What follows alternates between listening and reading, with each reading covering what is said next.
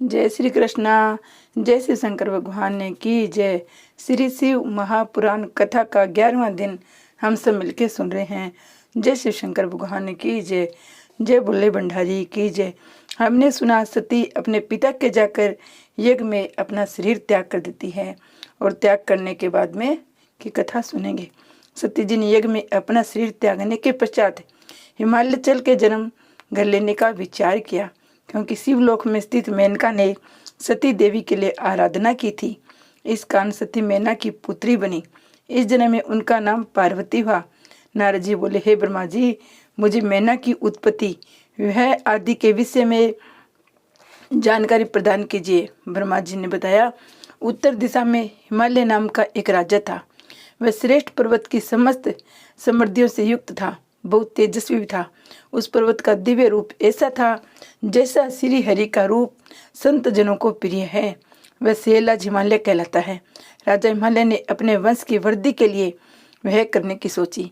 सभी देवता मिलकर पितरों के पास जाकर बोले, आप देव कार्य हेतु अपनी पुत्री मेना को वह हिमालय के साथ कर दीजिए, इससे सभी का भला होगा।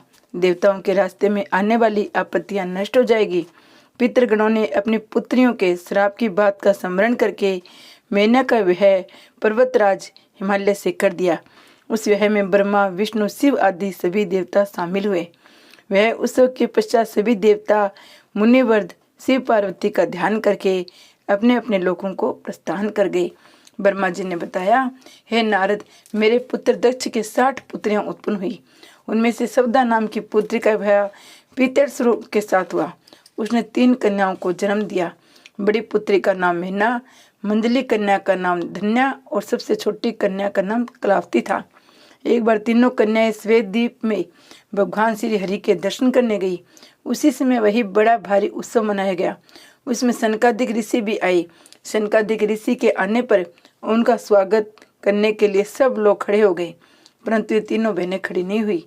इस पर सनकादिक ऋषियों ने उन तीनों को श्राप दिया कि तुम तीनों बहन श्रुति की जानना चाहती हो थी, परंतु तुमने अभिमान के कारण नमस्कार करने की आवश्यकता नहीं समझी, इसलिए तुम स्वर्ग से दूर जाकर मनुष्य बन जाओ।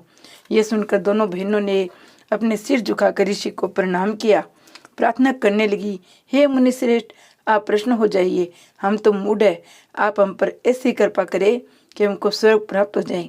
ऋषि सनत कुमार शिव जी की माया से प्रभावित होकर बोले, हे पितरों की 3 कन्याओं, अब तुम प्रश्न होकर मेरी बात सुनो।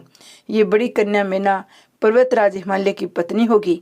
इससे पार्वती नाम की कन्या उत्पन्न होगी जो भगवान शंकर की पत्नी बनेगी।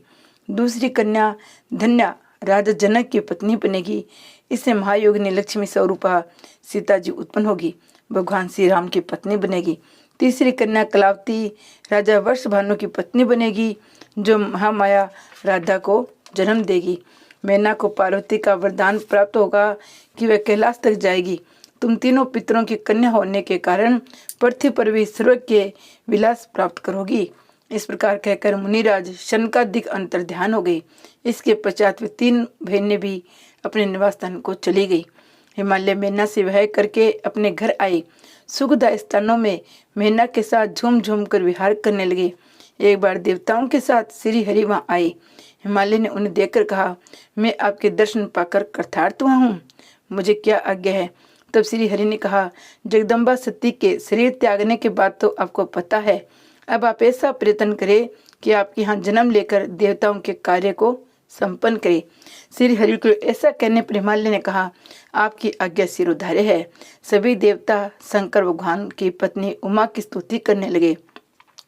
हे माता, आप हमेशा शिवलोक निवासिनी हो, सर्वदा शिव जी की प्रिय हो। हे माता दुर्गे, हम सब देवता आपको प्रणाम करते हैं।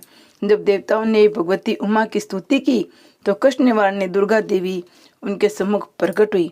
सभी उपस्थित देवता उनको प्रणाम करके स्तुति करने लगे, हे माता, हमें क्षमा कीजिएगा, सनत कुमार के वचनों को पूर्ण करने की कृपा कीजिए।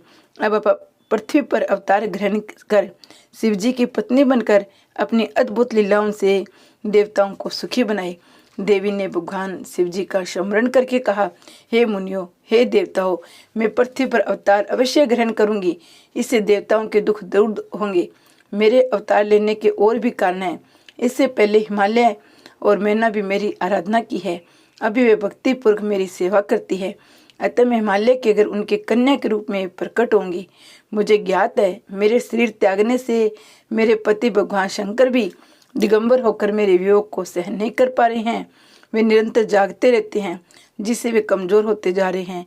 वे मेरा पानी ग्रहण करना चाहते हैं, इसलिए मैं सिंगरी अवतार लेकर तुम्हारे कार्य सिद्ध संपन्न करूंगी। अब तुम अपने स्थान को जाओ और भगवान शिव का भजन करो। ब्रह्मा जी ने बताया, जब देवता हिमालय और मैना को उपदेश देकर लौट गए तो दोनों उमा देवी की आराधना करने लगे। उन्होंने चैत्र माह से लेकर 27 वर्ष तक व्रत किया। व्रत की समाप्ति पर दुर्गा भवानी उमा प्रश्न होकर उनके सामने प्रकट हुई और उनसे वर मांगने के लिए कहा। हिमालय ने उनसे 100 पुत्र था एक पुत्री के रूप में उमा देवी से स्वयं प्रकट होने की इच्छा प्रकट की। देवी ने उनसे तथास्तु कहा और वे अंतर ध्यान हो गई। कुछ में पश्चात मैना के गर्भ से ज्येष्ठ पुत्र मैनाक का जन्म हुआ। वह इंद्र के द्वारा पर्वतों के पर काटने पर समुद्र में छिप गया और समुद्र से मित्रता कर ली। हिमालय था मैना दोनों ही देवी उमा और भगवान शिव के ध्यान में लगे रहते थे। उत्तम समय पर मैना रानी ने गर्भ धारण किया। समय आने पर सती प्रकट हुई। उमा भी कन्या के रूप में प्रकट होकर सांसारिक जीव की तरह रुदन करने लगी। कन्या के रुदन को सुनकर सब प्रफुल्लित हो गई। उनका नामकरण संस्कार हुआ। अनेक प्रकार के दान और वितरित किए गए। देवी जगदम्बा के नाना प्रकार की क्रीड़ाएं करने लगी, युवती बन गई। एक दिन भगवान शिव जी की प्रेरणा से हिमालय के घर आई। हिमालय के तुम्हारा आदर सत्कार किया। कन्या के भविष्य के विषय में पूछा। तुमने बताया कि कन्या बहुत भाग्यशाली है, परंतु उनका पति दिगंबर, निर्गुण, काम वासना रहित, भोगी, माता पिता से हीन, अभिमान रहित, साधु वेशधारी होगा। तुम्हारी ये बात सुनकर हिमालय और मैना बहुत दुखी हुए, परंतु हे नारद, तुमने उनको आश्वासन दिया कि सभी लक्षण शुभ है, क्योंकि भगवान शंकर उसके पति बनेंगे। इसलिए पार्वती को शिव जी की प्राप्ति के लिए तप करना होगा। एक बार मैना ने अपने पति हिमालय से कहा, पार्वती अब बड़ी हो गई है, अतः इनसे के लिए वर की तलाश कीजिए। हिमालय ने मैना से कहा, नारद जी की बात कभी झूठी नहीं हो सकती। पार्वती ने शिव जी की तपस्या करने को कहो। यह सुनकर मैना की आंखों में आंसू आ गए। वे पार्वती को कोमलता को देखकर बहुत दुखी हुई। पार्वती जी बोली, हे माता, मैंने आज प्रातःकाल ब्रह्म मुहूर्त में एक स्वप्न देखा है। मुझे एक तपस्वी व्यक्ति ने कहा है, हे भाग्यवान, शिव की प्राप्ति के लिए तुम तप करो। ये सुनकर मैना ने यह सारी बात हिमालय को सुनाई। ब्रह्मा जी ने नारद को बताया। कुछ समय के पश्चात भगवान शिव जी नंदेश्वर आदि गणों के साथ हिमालय के उस प्रदेश में पधारे जहाँ पतित पावन गंगा जी ब्रह्मलोक से नीचे गिर रही है।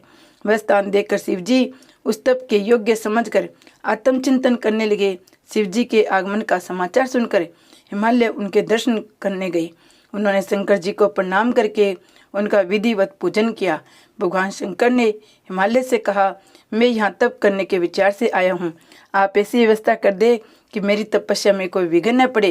हिमालय ने कहा, प्रभु, आप यहाँ तपस्या कर सकते हैं, आपकी तपस्या में कोई विघ्न नहीं पड़ेगा। ऐसा कहकर उन्होंने सभी प्रकार की व्यवस्था कर दी। कुछ दिनों के बाद फल फूल लेकर पार्वती के साथ हिमालय भगवान शिव के पास पहुँचे। वहाँ पहुँचकर हिमालय ने भगवान शिव को प्रणाम करके कहा, हे भगवान, ये मेरी कन्या पार्वती है, इसे मैं आपकी सेवा में लाया हूँ। कृपया इसे आप अपनी दासी समझकर स्वीकार करो। हिमालय की बात सुनकर भगवान भोले शंकर ने अपने नेत्र खोले। सर्वांग सुंदर उमा को देखकर हिमाचल से बोले, हे राजन, यह कन्या चंद्रमा के समान सुंदर व रूपवती है। इस कारण में इसका यहाँ आना ठीक नहीं समझता, क्योंकि इसे तपस्वियों की तपस्या भंग हो सकती है। ये सुनकर हिमालय व्याकुल हो चिंतातुर हो गए। भगवान शंकर की बात सुनकर पार्वती बोली, हे योगीराज, आपने पिताजी से जो बात कही है उनका उत्तर मैं देती हूँ। आपने जो तप करने का निश्चय किया है वह क्या शक्ति युक्त नहीं है? यह शक्ति सभी कर्मों की प्रकृति बताई गई है। इसी से इस चराचर संसार का पालन, संहार और रचना होती है। आप इस पर विचार करें कि यह प्रकृति क्या है, आप कौन है? यदि प्रकृति न हो तो शरीर और स्वरूप किस प्रकार शक्ति का पूजन और ध्यान करे, जगत का कार्य चलता रहे। ये सुनकर भगवान शंकर ने कहा, हे पार्वती जी, मैं तप के द्वारा प्रकृति का नाश कर चुका हूँ, अब मैं तत्व रूप में स्थित हूँ। ये सुनकर पार्वती जी हंसकर बोली, हे योगीराज, आप कैसी बातें कर रहे हैं, थोड़ा सोच कर बताएं। यदि अपने प्रकृति का नाश कर दिया है तो आप किस प्रकार विद्यमान हैं? संसार के सभी कार्य कैसे हो रहे हैं? क्या आप प्रकृति के तत्व को नहीं पहचान रहे हैं? आप पुरुष हैं, मैं प्रकृति हूँ। आप मेरी कृपा पर ही सगुण होकर निष्ठावत हो, नहीं तो आप किसी भी कार्य को करने में समर्थ नहीं हो सकते। ये सुनकर शिव जी बोले, हे हिमाचल कन्या, यदि मैं माया रहित परमेश्वर हूँ तो तुम श्रद्धापूर्वक मेरी सेवा में तत्पर हो जाओ। हे हिमाचल, हम तप करने की इच्छा रखते हैं। तुम्हारी कन्या चाहे तो प्रतिदिन हमारे दर्शन करने को आ सकती है। उसी दिन से पार्वती जी प्रतिदिन शिव जी के दर्शन करने आने लगी। ये 168 बार पूजन करके प्रतिदिन चरणामृत लेने आने लगी। इधर तारकासुर के डर से पीड़ित हुए मुनि था इंद्रादि देवता ब्रह्मा जी से बोले, कोई ऐसा उपाय करो जिससे शिव जी पार्वती जी को ग्रहण कर ले, हमारा कार्य सिद्ध हो जाए। इस कार्य के लिए देवताओं ने कामदेव को भेजा, परंतु शिव जी पर उसका कोई प्रभाव नहीं पड़ा। उल्टे शिव जी ने उसे भस्म कर दिया। नारद जी ने ब्रह्मा जी से कहा, यह तारकासुर कौन था? उसने देवताओं को क्यों पीड़ित कर रखा था? शिव जी ने काम को क्यों भस्म कर दिया? ब्रह्मा जी ने बताया, हे नारद, मरीचि के पुत्र जो कश्यप हुए हैं, उन्हें दक्ष की कन्या दिति ब्याही थी। उसे हिरण्यकश्यप और हिरण्याक्ष नामक 2 पुत्र हुए, जिनका भगवान श्री हरि ने 12 और नरसिंह रूप धारण करके मारा था। उसके पश्चात दिति के गर्भ को इंद्र ने गिराकर पेट में खंड खंड कर दिया था। इससे उसी के 49 पुत्र हुए, जो मृत्युगण कहलाए। ये स्वर्ग को चले गए। इसके पश्चात दिति ने 10,000 वर्ष तक तपस्या की, जिससे प्रसन्न होकर कश्यप जी ने बजरंग नाम की पराक्रमी पुत्र उत्पन्न किया। बजरंग ने माता दिति की आज्ञा से देवताओं को जीत कर उनका राज्य छीन लिया। ब्रह्मा जी और कश्यप जी ने जाकर बजरंग द्वारा बंदी बनाए गए देवताओं को मुक्त कराया। बजरंग ने उनका राज्य भी लौटा दिया और ब्रह्मा जी ने उपदेश से सात्विक भाव वाला व्यक्ति बना दिया। ब्रह्मा जी ने उसे एक रूपवती स्त्री प्रदान की। उस स्त्री ने अपने पति से महापराक्रमी श्री हरि को जीतने वाले पुत्र की याचना की। पति से ब्रह्मा जी की उपासना और तप कराकर एक पराक्रमी पुत्र का वरदान मांगा। ब्रह्मा जी वरदान देकर ब्रह्मलोक को चले गए। जय श्री शंकर भगवान की जय, भोले भंडारी की जय।